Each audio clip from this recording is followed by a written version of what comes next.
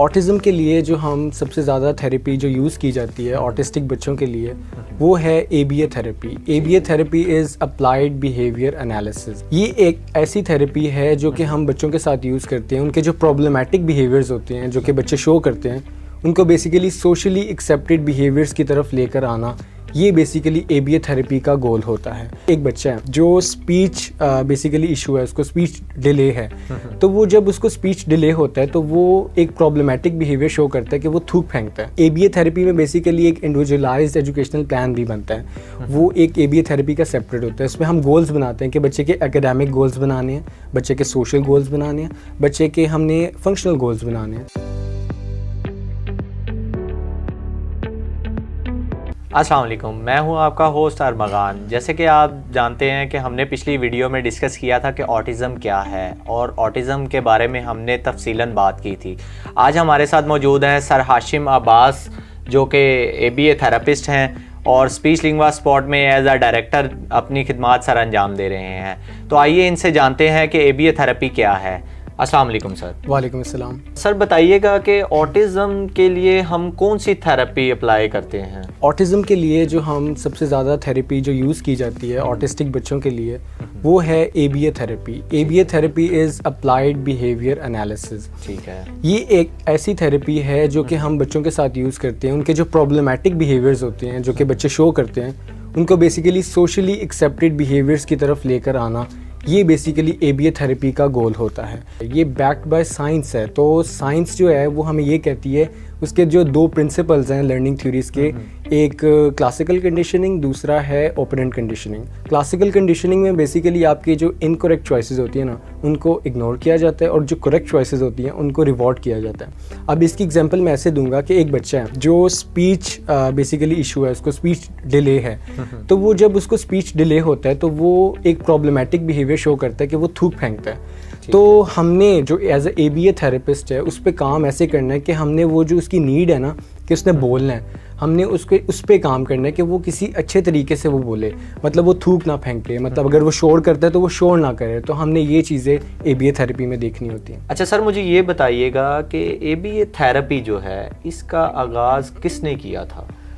ABA therapy का सबसे पहले जिसने आगाज़ किया था वो डॉक्टर आइवर लूवस हैं। ठीक है। उन्होंने 1987 में, वो एक बिहेवियरल साइकोलॉजिस्ट हैं, उन्होंने university of California Los Angeles में 1987 में जो ऑटिज़म के जो बच्चे होते हैं उनके साथ सबसे पहले ABA थेरेपी का यूज़ किया था। ABA थेरेपी के थ्रू हम बच्चों को कौन कौन से स्किल्स सिखा सकते हैं? ABA थेरेपी जो है बच्चों के मोटर स्किल्स पे काम करता है। First of all motor skills हमारे दो टाइप के होते हैं, एक हमारी फाइन मोटर होता है और दूसरा हमारा क्रॉस मोटर स्किल्स होता है। ठीक है। जो फाइन मोटर स्किल्स होती हैं उनमें हमारे स्मॉल मसल्स यूज़ होते हैं और जो ग्रॉस मोटर स्किल्स हैं उनमें हमारे लार्ज मसल्स यूज़ होते हैं। तो ABA थेरेपी और ABA थेरेपिस्ट का काम ये है कि उनकी फाइन मोटर स्किल्स को इन्हांस करे, उनके ग्रॉस मोटर स्किल्स को भी इन्हांस करे, साथ ही साथ एकेडमिक गोल्स को, एकेडमिक स्किल्स को इंक्रीज़ करे। अगर तो बच्चा एकेडमिकली पीछे है तो उसको एकेडमिक्स में आगे लेके जाए, उसको फोनिक्स करवाए, उसको लेटर्स करवाए, उसको अल्फ़ाबेट्स करवाए, ये सारी चीज़ें एकेडमिकली उसको लेके चलें। साथ ही साथ फंक्शनल गोल्स पे भी काम किया जाता है, फंक्शनल स्किल्स जैसे कहते हैं। फंक्शनल स्किल्स की बात की जाए तो बच्चे की ड्रेसिंग, बच्चा टॉयलेट ट्रेनिंग खुद कर पा रहा है कि नहीं कर पा रहा, ठीक है, इन चीज़ों पे काम किया जाता है। बच्चा कोई कुकिंग कुछ हो गई, जैसे ड्रेसिंग हो गई, नहाना हो गया, ऐसी चीज़ें जो कि फंक्शनल हमारी चीज़ों में आती हैं, इन पे ABA थेरेपी काम करते हैं। हमारे कम्युनिकेशन स्किल्स पे काम करते हैं। अब मुझे ये बताइएगा कि इन सब स्किल्स के गोल्स को बच्चा कितने अरसे में अचीव कर लेता है? ABA थेरेपी में बेसिकली एक इंडिविजुअलाइज्ड एजुकेशनल प्लान भी बनता है। वो एक ABA थेरेपी का सेपरेट होता है। उसमें हम गोल्स बनाते हैं कि बच्चे के एकेडमिक गोल्स बनाने हैं, बच्चे के सोशल गोल्स बनाने हैं, बच्चे के हमने फंक्शनल गोल्स बनाने हैं। अब ये हर बच्चे टू बच्चे पे डिपेंड करता है कि अगर बच्चा इजी, मतलब वो जल्दी लर्न कर लेता है तो वो 2 महीने में भी सीख सकता है। अगर बच्चा स्लो लर्नर है या मतलब उसको थोड़े सपोर्ट चाहिए होती है तो वो 1 साल भी ले सकता है और 1 साल के अंदर भी सीख सकता है। ABA थेरेपी में जनरली कौन सी टेक्निक्स यूज़ होती हैं? पहली टेक्निक है एरर करेक्शन टेक्निक। अगर बच्चे को हम एकेडमिकली बिग लेटर A सिखा रहे हैं तो जब हम बच्चे को A सिखाएंगे तो हम इसमें ऐसे लेके चलेंगे कि बच्चा उसको परफेक्टली करे, ठीक है। अगर बच्चा जहाँ पे मिस्टेक करेगा तो एरर करेक्शन टेक्निक ये है कि हम उसको उसी टाइम पे करेक्ट कर देंगे। तो जहाँ पे बच्चा एरर करेगा उसी टाइम बच्चे को करेक्ट कर देंगे। सेकंड टेक्निक जो बहुत ज़्यादा यूज़ की जाती है वो टोकन इकोनॉमी की है। टोकन इकोनॉमी ये है कि हम बेसिकली बच्चों को टोकन देंगे। टोकन किसी भी तरह के हो सकते हैं, कॉइन्स की सूरत में, स्टार्स की सूरत में दे सकते हैं कि अगर आप 5 टाइम्स एक अच्छा बिहेवियर शो करोगे तो हम आपको टोकन्स देंगे। तो टोकन इकोनॉमी में भी बेसिकली ये काम करता है।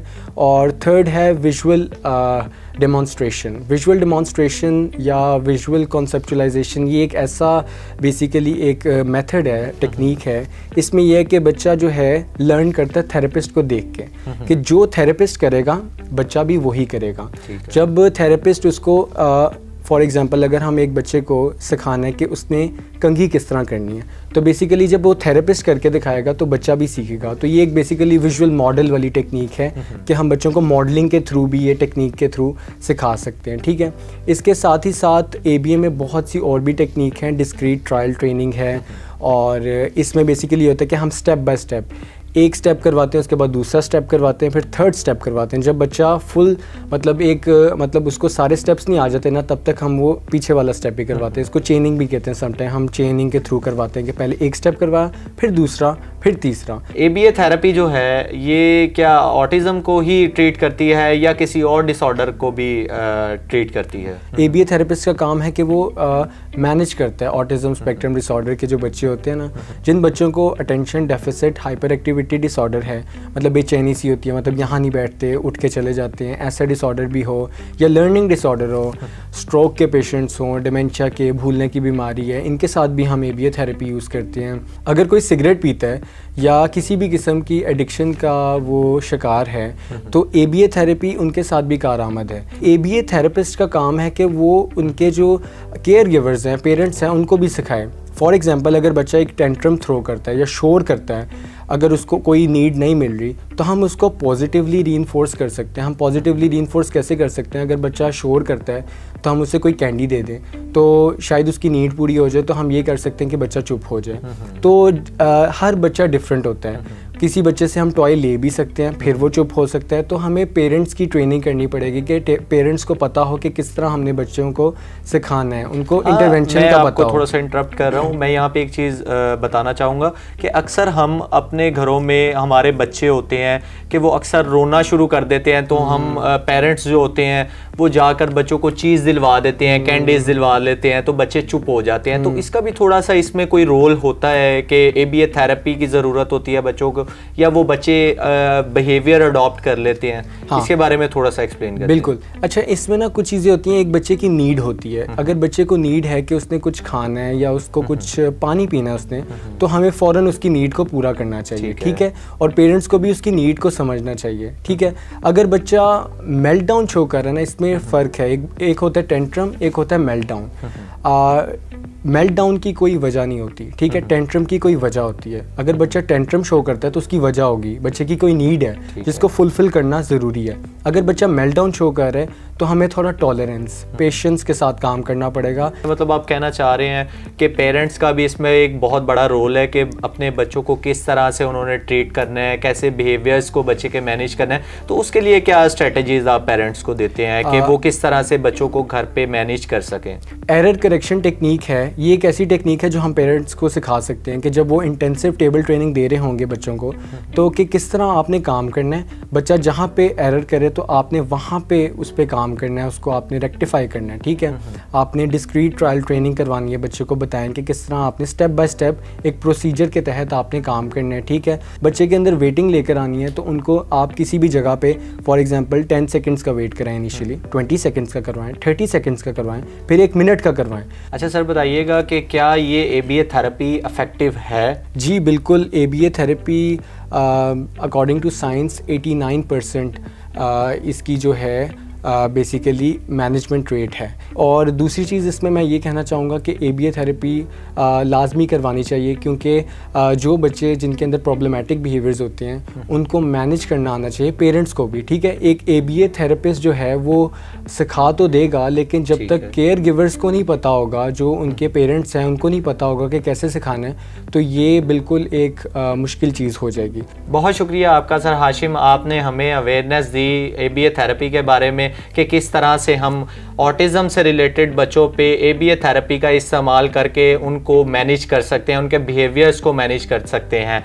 तो आप सब ने जाना कि ABA थेरेपी क्या है। इसी के साथ आप मुझे इजाज़त दीजिए, इंशाल्लाह नए प्रोग्राम में आपसे मुलाकात होगी। अल्लाह ने के बाद।